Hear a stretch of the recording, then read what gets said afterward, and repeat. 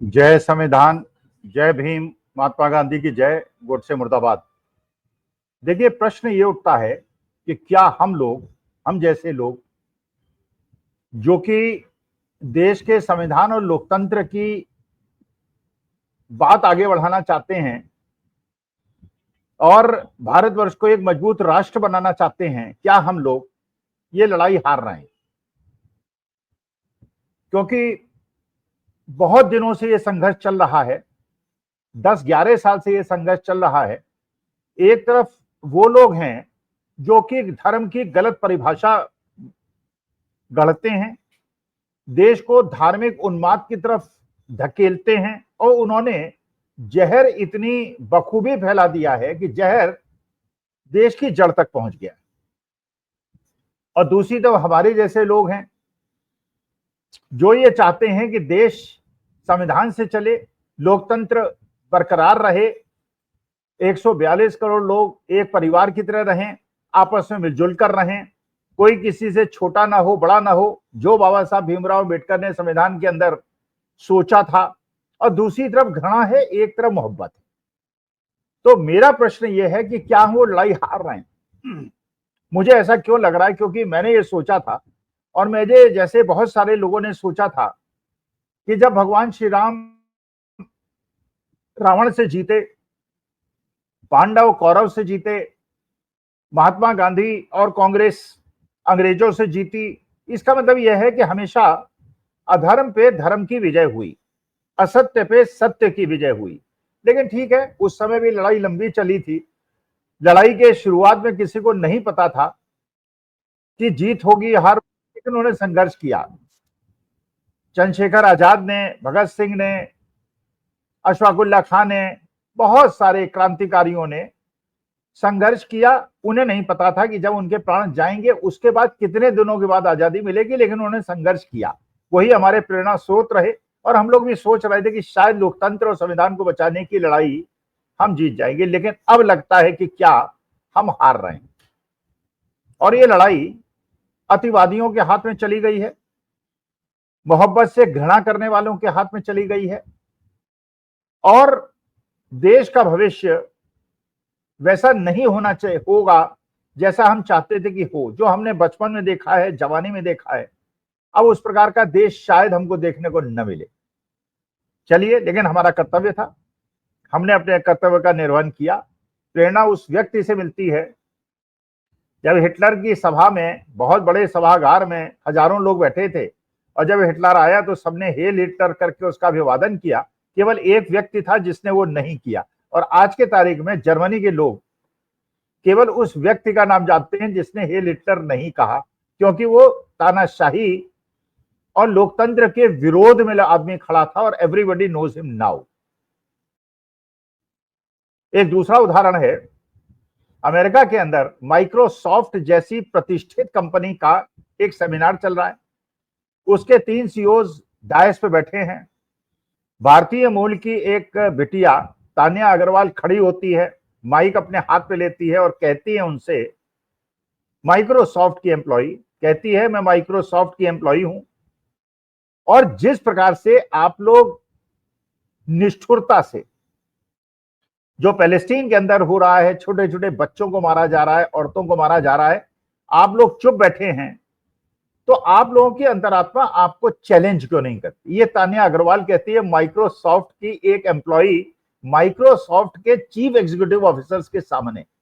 इसका मतलब ये दूसरा एग्जाम्पल जिसमें एक बेटी इतनी हिम्मत करती है कि वो लोकतंत्र की आवाज को बुलंद करती है और मानवता की आवाज को बुलंद करती है। लेकिन क्या ये मानवता की आवाज, ये प्यार मोहब्बत की आवाज घृणा और अधर्म के सामने झुक जाएगी और हार जाएगी? देखिए, आज के तारीख में जब मैं ये वीडियो रिकॉर्ड कर रहा हूं, 11:30 बजे हैं, 7 अप्रैल को, 8 अप्रैल को सुबह 8 बजे आप इसको सुनेंगे। और अभी तक जो शेयर मार्केट की पूरे विश्व के अंदर हालत, कहीं 10% शेयर मार्केट गिरा है, कहीं 8% गिरा है, कहीं 3% गिरा है, कहीं 4% गिरा है, 7% गिरा है, लेकिन इतनी भयंकर गिरावट है पूरे शेयर मार्केट में।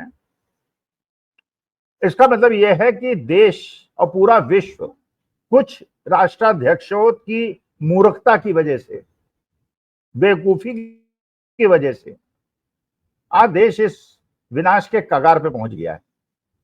Make America great again, make Britain great again, make Germany great again, make China great again, एक अच्छा नारा हो सकता है इलेक्शन जीतने के लिए, लेकिन जब तक ये वर्ल्ड, ये विश्व, पृथ्वी रहने योग्य नहीं होगी और प्यार मोहब्बत की भाषा को नहीं समझेगी, तब तक कोई देश ग्रेट नहीं बन सकता। कोई एग्जिस्टेंस, सह अस्तित्व और सह बंधुत्व ही विश्व कल्याण का एकमात्र रास्ता है, जो मेरे सनातन धर्म में बताया गया।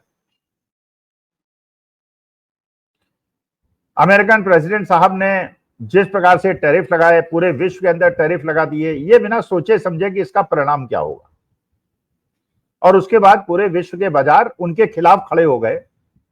चाइना खड़ा हो गया, यूरोप खड़ा हो गया, कनाडा खड़ा हो गया, मैक्सिको खड़ा हो गया, सब खड़े हो गए भारत को छोड़कर। भारत ने अमेरिका से आने वाली चीजों पे आयात शुल्क कम कर दिया। इसका माने उनके माल को सस्ता कर दिया कि आओ हमारे देश में बेचो, और हमारे देश की इंडस्ट्री भगवान भरोसे। शेयर मार्केट बुरी तरह से पूरे विश्व के अंदर गिर रहा है। हम ये जानते हैं कि किसी सरकार के हाथ में नहीं है शेयर मार्केट को बढ़ाना या घटाना या उसको स्थिर रखना, लेकिन हाँ, इस बात से मैं जरूर चिंतित हूं, क्योंकि ये मेरा सब्जेक्ट है, कि कम से कम देश की प्राथमिकताओं में, हर देश की प्राथमिकताओं में अपने लोगों की आर्थिक स्थिति का ध्यान रखना और उन्हें नौकरी दिलाना, अच्छा जीवन दिलाना, यह हर सरकार का कर्तव्य है। उनको गुमराह करके धार्मिक विवादों और विद्वेष और घृणा की तरफ धकेल देना केवल राजनीतिक लाभ के लिए किसी भी राष्ट्र के लिए बहुत ज्यादा नुकसानदायक। आपने घटनाएं सुनी होंगी, प्रयागराज के अंदर एक मजार के ऊपर तथाकथित हिंदू चढ़ गए, जय श्री राम कहते हुए भगवे चला दिए, हंगामा किया। ये तो चलिए अच्छा है, भगवान की कृपा है कि मुसलमानों ने रिएक्ट नहीं किया, वरना गोली चलती 150 मुसलमान मर गए होते, 200-400 बंद हो गए होते। रिएक्ट नहीं किया। लेकिन क्या किसी मरे हुए आदमी की कब्र पे इस प्रकार का व्यवहार सनातन धर्म सम्मत है? बौद्ध गया में बौद्ध भिक्षुक बैठे हुए हैं स्ट्राइक पे कि हर धर्म के अपने अपने तीर्थ स्थल हैं। हमारे यहाँ भगवान श्री राम का भव्य मंदिर है जो हमारे आराध्य है, मुसलमानों का मक्का मदीना है। हर धर्म के अपने अपने स्थल हैं जहां वो उनका ही केवल स्थान होता है।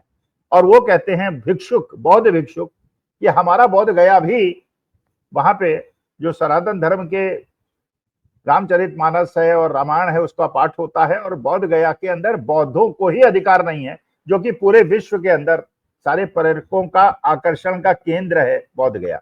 तो क्या ये सनातन धर्म सम्मत है? जिन भगवान बुद्ध की हम लोग और हमारे नेतागण विदेश जाते हैं और कहते हैं कि मैं बुद्ध के देश से आया हूं, उन बुद्ध के देश और जो बाबा साहब भीमराव अम्बेडकर ने मृत्यु से पहले बौद्ध धर्म को अपनाया था, उस बौद्ध धर्म पे, उनके सबसे बड़े तीर्थ स्थल पे उनको ही अनुमति न देना और अपने धर्म का चेष्टा पूर्वक घुसना, क्या ये सनातन धर्म सम्मत है? मैं सनातनी हूं, इसलिए ये बात मुझे चिंतित करती है। आप देख रहे हैं जिस प्रकार से औरंगजेब की कब्र, मस्जिदों की नीचे खुदाई, कभी 370, कभी बिल, कभी नजूल लैंड, मतलब देश के अंदर कोई भी कोना ऐसा ना हो जो शांत रह जाए।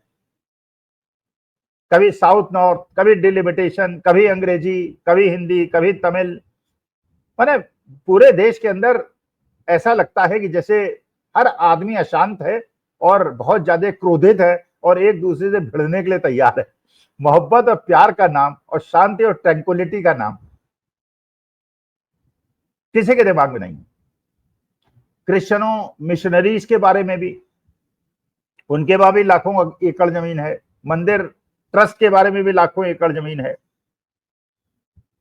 क्या जिस प्रकार की व्यवस्था मुसलमान वक्फ के साथ की गई है, उसी प्रकार की व्यवस्था क्रिश्चियन मिशनरीज के ट्रस्ट के साथ की जाएगी और हिंदू मंदिरों के ट्रस्ट के साथ की जाएगी? क्या ये सारी की सारी जमीन बड़े बड़े पूंजीपतियों को दे दी जाएगी? जैसे अयोध्या के अंदर सेना की लैंड और बहुत बड़ा लैंड भूभाग बड़े बड़े पूंजीपतियों को दे दिया गया। सेना का, वो तो सेना है, भारतीय सेना है, जिसके बल पे हम शान से चलते हैं। और यहां तो बात हो रही है मुसलमान हिंदुओं की, क्रिश्चियंस की और बौद्धों की। वो अपनी रक्षा कैसे करेंगे जब सेना ही अपने जमीन की रक्षा नहीं कर पा रही है? शेयर मार्केट का ये टूटना, हम केवल निवेदन सरकार से ये करते हैं कि अपनी प्रायोरिटीज को ठीक कीजिए, अपनी प्राथमिकताओं को ठीक कीजिए। आपका इस समय पूरा का पूरा ध्यान देश की आर्थिक स्थिति पे होना चाहिए। शेयर मार्केट को ना बढ़ा सकते हैं ना आप गिरा सकते हैं, लेकिन अगर देश में शांति नहीं होगी, ट्रैंक्विलिटी नहीं होगी, हर जगह बवाल होगा, कब्रों में बवाल होगा, बौद्ध स्थलों पे बवाल होगा, मस्जिदों में बवाल होगा, कब्रों में बवाल होगा, तो उसके बाद जब देश में शांति नहीं होगी तो निवेश नहीं आएगा, पैसा नहीं आएगा, और पैसा नहीं आएगा तो देश के अंदर अनएम्प्लॉयमेंट बढ़ेगा, देश की आर्थिक स्थिति बहुत ज्यादा कमजोर हो जाएगी। जब शेयर मार्केट इतनी बुरी तरह से गिरा है और उसमें रिलायंस इंडस्ट्री और अडानी की भी सारी कंपनियां हैं जो 4-5% गिरी, भगवान करे उठ जाए, भगवान करे डोनाल्ड ट्रंप साहब को कुछ सद्बुद्धि आ जाए, वो अपने टैरिफ को वापस ले लें, भगवान करें एलन मस्क उनको ये राय दें कि ये बर्बादी हमने कर दी, बिना सोचे समझे एक आर्थिक निर्णय ऐसा ले लिया। और हम लोग पहले से कहते आए हैं कि जो एलन मस्क कर रहे हैं, डोनाल्ड ट्रंप कर रहे हैं, अमेरिका के लिए भी बहुत ज्यादा दुखदायी होगा, पूरे विश्व के लिए बहुत दुखदायी होगा, क्योंकि इलेक्शन जीतना एक अलग मुद्दा है और देश की आर्थिक स्थिति को मजबूत करना एक अलग मुद्दा है। अटल जी ने भी ये बात कही थी कि सत्ता पाना बहुत आसान है, देश को चलाना बहुत मुश्किल है। तो ये जो इस प्रकार की स्थिति पैदा हो रही है, क्योंकि आप सोचिए जो मार्केट गिरता है इसका प्रभाव क्या पड़ता है। कुछ लोगों को गलतफहमी है, पहला तो गलतफहमी यह है कि शेयर मार्केट से हमें क्या लेना देना, हम सट्टेबाजी थोड़ी करते हैं। लेकिन आज के तारीख में देश की एक बहुत बड़ा जनसंख्या जिसने मजबूरन जबरन शेयर मार्केट में इन्वेस्ट कर रखा है, क्योंकि वो न्यू पेंशन स्कीम में है, वो यूनिफाइड पेंशन स्कीम है, क्योंकि उन्होंने LIC में पैसा लगाया हुआ है और क्योंकि उन्होंने पैसा लगाया हुआ है इसलिए वो शेयर मार्केट में इन्वेस्टेड है। क्योंकि बड़ी चालाकी से ओल्ड पेंशन को खत्म करके नई पेंशन स्कीम चालू की गई और लोगों का जबरन पैसा शेयर मार्केट में लगाया गया, शेयर मार्केट बढ़ गया और ये हो गया कि साहब देखिए शेयर मार्केट बढ़ गया क्योंकि हमने बहुत अच्छा काम किया, जबकि वास्तविकता थी कि पैसा बहुत ज्यादा वहां पे गया था। पेंशन का पैसा, म्यूचुअल फंड्स का पैसा, LIC का पैसा, जिसपे सरकार का दबाव होता है। आज जो मार्केट इस प्रकार गिरा है, अगर ये नहीं उठा, इसका मतलब यह है कि देश का एक बहुत बड़ा वर्ग, करीब 9-10 करोड़ लोग जो डिमैट अकाउंट होल्डर्स हैं, इसका माने देश की जनसंख्या का करीब करीब 25% लोग ऐसे हैं, अगर परिवार को जोड़ लिया जाए, जो शेयर मार्केट पे इन्वेस्टेड है डायरेक्टली, और कम से कम 20-25 करोड़ लोग ऐसे हैं जो LIC वगैरह में इन्वेस्टेड हैं, NPS में इन्वेस्टेड हैं, UPS में इन्वेस्टेड हैं। करीब करीब आधी जनसंख्या ऐसी है जो शेयर मार्केट से डायरेक्टली और इनडायरेक्टली इन्वेस्टेड है। और जब इनका नुकसान होगा तो इनकी खर्चे में कटौती करेंगे ये, और अगर खर्चों में कटौती करेंगे तो देश की GDP और गिरेगी, क्योंकि परचेजिंग पावर वैसे ही कम है और ज्यादा कम हो जाएगी। अच्छा, इसमें एक बहुत बड़ा वर्ग ऐसा है, भाई हर आदमी कैलकुलेट करता है। देखिए, आप मेरी तनख्वाह 1 लाख रुपए है, 50,000 के खर्चे हैं, 30,000 रुपए म्यूचुअल फंड में डाल रहा हूं, ये जो 30,000 म्यूचुअल फंड में डाल रहा हूं, इससे इतना कॉर्पस मेरा क्रिएट हो रहा है, इसमें अगर मुझे 10% की भी एवरेज इनकम हुई तो इतना इनकम मेरी एडिशनल हो जाएगी, इसलिए मैं मकान ले लेता हूं, इसलिए मैं कार ले लेता हूं, इसलिए EMI देने में सक्षम होऊंगा। और जब ये शेयर मार्केट बढ़ता है तो बड़ा खुश होता है, और जब शेयर मार्केट गिरता है, जैसे पिछले 7-8 महीने में शेयर मार्केट जितना गिरा है और लोगों का पूंजी बिल्कुल इरोड हो गई है, तो आप EMI कैसे देंगे, अपनी कार और मकान की EMI कैसे देंगे? क्योंकि जो अभी तक सूचनाएं हैं, और वो सरकार के सूत्रों से है, कि जो एजुकेशनल लोन लोगों ने लिए, जो पर्सनल लोन लोगों ने लिए, जो हाउसिंग लोन लिए, जिसका पहले सुनते नहीं थे, उसके अंदर डिफॉल्ट हो रहा है, वहां भी डिफॉल्ट होना शुरू हो गया। तो अगर नई नौकरियां नहीं मिल रही, पुरानी नौकरियों से उन्होंने निकाले जा रहे हैं, और ये हमारे यहाँ नहीं केवल निकाले जा रहे हैं, अमेरिका में भी निकाले जा रहे हैं। ये ब्रिटेन में भी निकाले जा रहे हैं, जर्मनी में भी निकाले जा रहे हैं। इसका मतलब यह है कि एक आर्थिक मंदी पूरे विश्व के सामने मंडरा रही है। चलिए, आप इसको नहीं रोक सकते, फिनोमेना है, लेकिन कम से कम आप अपनी प्राथमिकताओं को तो ठीक कर सकते हैं। अब असली मुद्दों पे तो वापस आ सकते हैं। देश को इन धार्मिक विद्वेष, क्योंकि एक तरफ तो आग लगी हुई है और आप उसमें मिट्टी का तेल और छिड़क रहे हैं, क्योंकि दूसरी तरफ जो नहीं आग लगी हुई वहां आग लगा रहे हैं। कहीं भाषा का आग लगा रहे हैं, कहीं वक्फ बिल की आग लगा रहे हैं, कहीं मस्जिदों के नीचे खोद रहे हैं, कहीं कब्रों के ऊपर चढ़ रहे हैं, कहीं उन्हें खोद रहे हैं, कहीं मस्जिदों के ऊपर जाके झंडा लहरा रहे हैं। तो उससे जो असली मुद्दे हैं उससे लोगों का ध्यान तो हट रहा है। राजनीतिक लाभ तो आपको हो रहा है, आप इलेक्शन तो जीत जाएंगे, हम अपने सैद्धांतिक युद्ध में हार जाएंगे, लोकतंत्र और संविधान हार जाएगा, लेकिन देश का क्या होगा? Ultimately we have to care for the country. आप सत्ता में रहें, हमें कोई आपत्ति नहीं, लेकिन अगर इस प्रकार से, जबकि पूरे विश्व के अंदर पूरा विश्व एक आर्थिक मंदी की तरफ बढ़ रहा है और शेयर मार्केट, अच्छा लोगों कहते हैं कि नहीं शेयर मार्केट में एक का फायदा होता है दूसरे का नुकसान होता है, ऐसा कुछ नहीं है। जो लोगों का शेयर का पोर्टफोलियो है, मान लीजिए किसी आदमी का 1 करोड़ का पोर्टफोलियो है और 15% मार्केट गिर गया तो 15 लाख का उसका नुकसान हो गया, तो 15 लाख जो उसका नुकसान हो गया उसकी सारी कैलकुलेशन फेल हो गई। अब वो जो मार्केट में खरीदने जाएगा तो हाथ थोड़ा दबा के खर्च करेगा। 15 लाख रुपए हर साल कमा रहा था तो मजे से पैसा खर्च कर रहा था, मार्केट में खर्च कर रहा था, तो इंडस्ट्री बढ़ रही थी, रौनक थी मार्केट के अंदर, दुकानदार भी चल रहे थे। अब जब वो मार्केट में खरीदेगा ही नहीं तो दुकानदारों की दुकान कैसे चलेगी? हर जगह मंदी आ जाएगी। तो मंदी आ जाएगी तो देश के गरीब लोग, जिनको वैसे ही परेशानी में हैं, जिन्होंने एमबीए करा दिया है, इंजीनियरिंग करा दी है, पोस्ट ग्रेजुएशन करा दिया है, ग्रेजुएशन करा दिया है, बच्चों को पढ़ा दिया है, अगर उनको नौकरी नहीं मिलेगी तो उनके अवसाद की क्या स्थिति होगी? तो क्या हम लोगों का ये निवेदन करना, ये अनुरोध करना सरकार से ये गलत है कि कम से कम आप देश के जो मुद्दे, अपने गोदी मीडिया से कहिए, जो मुद्दों को डिस्कस करें, वो केवल मुद्दे वो हों जो कि सामाजिक एकता और सद्भाव को क्रिएट करें, जो आर्थिक मुद्दों पे केंद्रित हों। देश की समस्याओं का कैसे समाधान किया जाए, इस पे सब लोग मिलकर बैठें, चाहे वो भारतीय जनता पार्टी के लोग हों, चाहे सपा के हों, चाहे कांग्रेस के हों, और सब लोग मिलकर ये बात पे विचार विमर्श करें कि देश को इस स्थिति से कैसे निकाला जा सकता है, and we should come out with a flying colour. वो न करके अगर आप अलग अलग मुद्दों पे लोगों को भटका रहे हैं, क्योंकि जैसे अमेरिका ने एक लिस्ट बनाई, अमेरिका ने जो 15 डर्टी कंट्रीज की लिस्ट बनाई उसमें भारत का नाम डाल दिया। सऊदी अरेबिया जो हमारे हमेशा से परम मित्र रहा है, उसने जो 15 कंट्रीज की लिस्ट बनाई जिसमें उसमें अपने देश वालों को जाने से मना किया है, उसमें इंडिया का भी एक नाम है।